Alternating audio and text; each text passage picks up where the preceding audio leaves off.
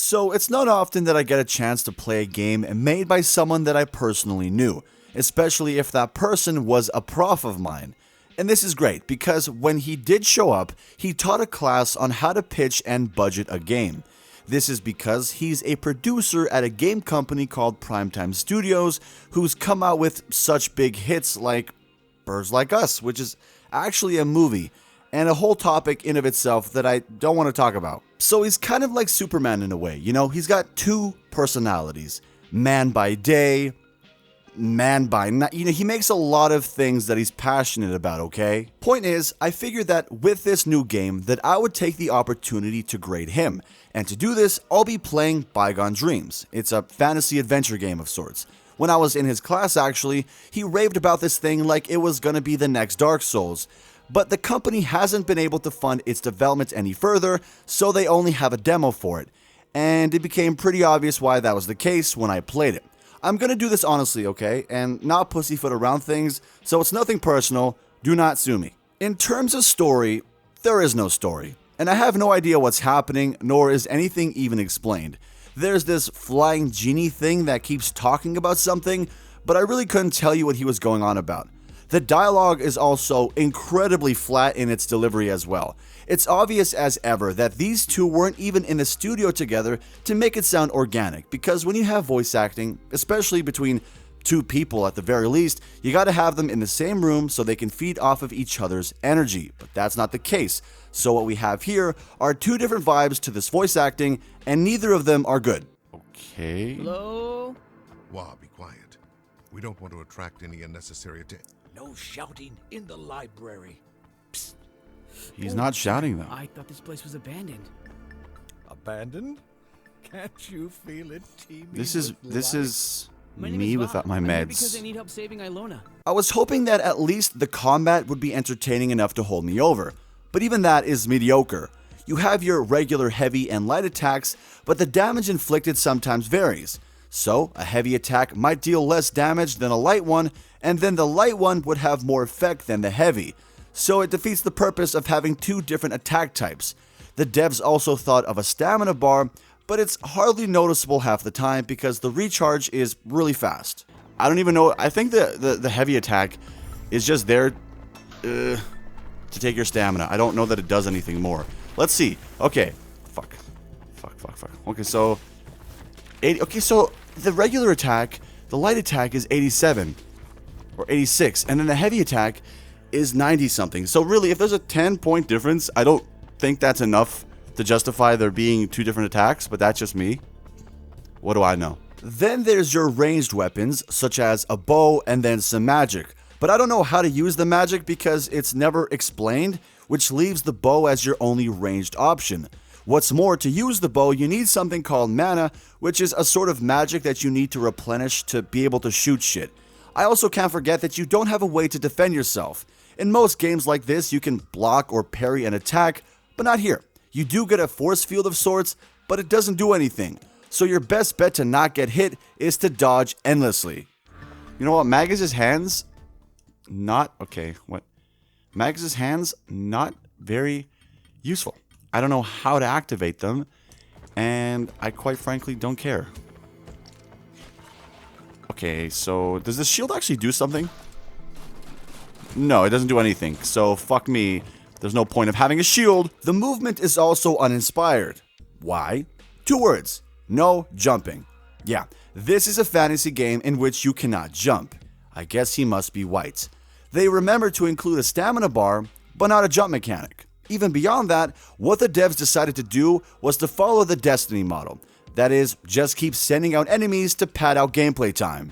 Oh, I love this. You know what? It reminds me of Destiny when there's a billion fucking enemies just because the devs didn't have any other things for you to do. So they're just padding the playtime. Primetime Studios. I wish more game studios would follow your lead. Yeah, just add a shit ton of enemies because you're lazy. That's great. Primetime Masterclass. Just because Bungie can do it doesn't mean that you can. Fuck, where do you come from? They're just coming out of nowhere. Now, if the enemies were creative at least, maybe it would be worth it. But they're not. So no. What you actually have are books, because the whole demo takes place in a library, so books. If it was in a castle, then I imagine it would be skeletons with swords and vampires with AIDS. I mean, the only people that are worried about books are people with ADHD. You know how I know that? Because I have ADHD. But I digress. There is enemy variety in terms of their attack at least, ranging from books with swords, muskets, and a mace. It's not hard at all to fight them, but, you know, when they're spawning out of your ass and you have limited space to move, it isn't that fun. And there's only like 3 enemy types, so once you fight them the first time, you fought them 100 times. Their attack pattern is the same, especially the one with the mace that's just programmed to attack when you're in the vicinity, regardless of whether it's hitting you. I really hope there's like different kinds of rooms and it's not just a fucking bookshelf after bookshelf with books all over the place. Cause, you know, that's not very exciting. Okay, so you're just waiting for me? That's like 101 game design. Don't fucking do that to your player. Eat my ass, you book.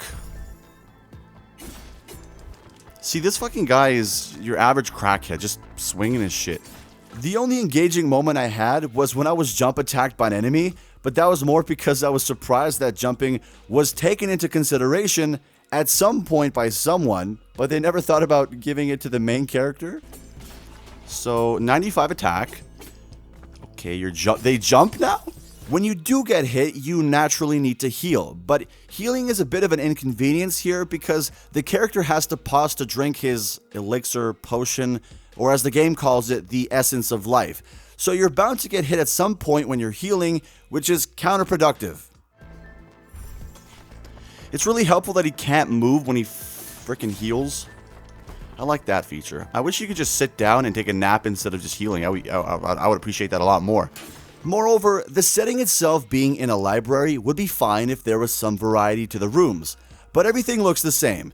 Every encounter is the same, and every enemy has the same recycled attack pattern. Combine the mundane rooms with the dull-ass enemies, lack of gameplay variety, sheer cluelessness as to what's going on, and you get bored pretty fast. I got so bored, in fact, that I actually lowered the graphics settings. Not that it's particularly taxing on your computer, but just so I could switch up the visuals. And funny enough, that actually made the game look better. Let's go medium, because yes. Okay. Oh, that's great. That really helps. Fuck. Actually, it's nice to see something different now. Oh god, it's much easier to play this. My eyes, okay. Oh my god. You are such a cunt. This is actually much better. Much better. Maybe because I'm used to, I've been just used to seeing this shit, the same thing for the past 8 sections. But even before the game starts, it's a bit confusing, because you have 2 difficulty options, which are normal or heroic, then a subsection asking if you want it to be hardcore or not. So essentially, you can play it on normal/hardcore difficulty, which makes no sense. I assume if you play it on heroic, then that's the harder mode, so how much of a masochist you would have to be to play double hardcore mode is something that I really wonder. So wait, what? So there's the difficulty option. There's 2 difficulty options. Great, love the variety. And then there's another difficulty option, whether you want it to be normal but also hardcore. That's great. Okay. There's also a mini boss battle with the genie. Actually, for it to be a battle, then I guess you'd have to be able to fight. But here you just lose your health as he attacks you because you can't even defend yourself. Little enigma. Now let's see how it What? reacts to the elements. What the fuck is this? How are you just gonna attack me like that? I wonder if this proves fatal. Is this okay? Do I? Okay, that's so. Huh? What? There's no way for me to defend myself, and the guy just attacks me. What? That made no sense at all. No. No. No, no, no, no, no, no, no. No, no, no, no, no. Not here. No, if I have to fight those books again, I'm not playing. I'm literally not continuing this. I cannot be bothered whatsoever. The same room every time, and you want me to, if I had, oh baby, you don't, okay, here's this twat. Okay, we don't have to fight the books. So let me see. Does the shield, okay. No, I didn't block shit. I'm getting the fucking Palestinian treatment. I'm getting hit from I don't even know where. That doesn't do anything. Call me Gaza because I'm fucking dead. Look at this. What the fuck am I supposed to do with this? So the shield... What's the point of a shield if it doesn't do anything? Okay. What was that all about? Mind you, the essence of life thing is also really hard to come by because after you've used up your initial 10 that you get, because you burn through it really quickly since there's almost no way to defend yourself, you can basically go fuck yourself because you'll be hard pressed to find another one after that. Please, health. Health. I don't need any of this random shit. I'm gonna die again. So considering all of this, I didn't even bother finishing the demo because even though I may enjoy some pain every now and then, it's only for pain that I can enjoy. I can endure Dark Souls or Sekiro, but not this shit. Okay, if I don't make any progress in the next little bit, then I will not be playing any further. This is incredible.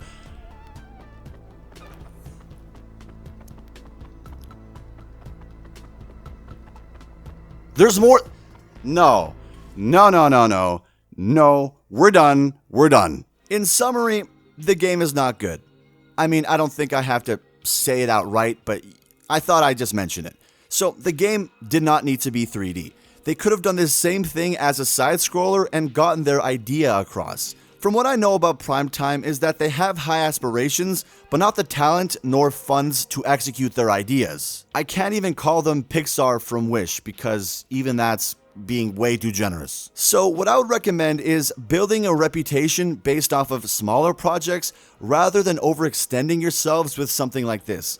Hell, Hollow Knight was made with a budget of $57,000, and on Kickstarter, y'all are looking for roughly $11K. So maybe use what you taught us and pitch the game to someone who can lend y'all $46,000. Good luck, homie.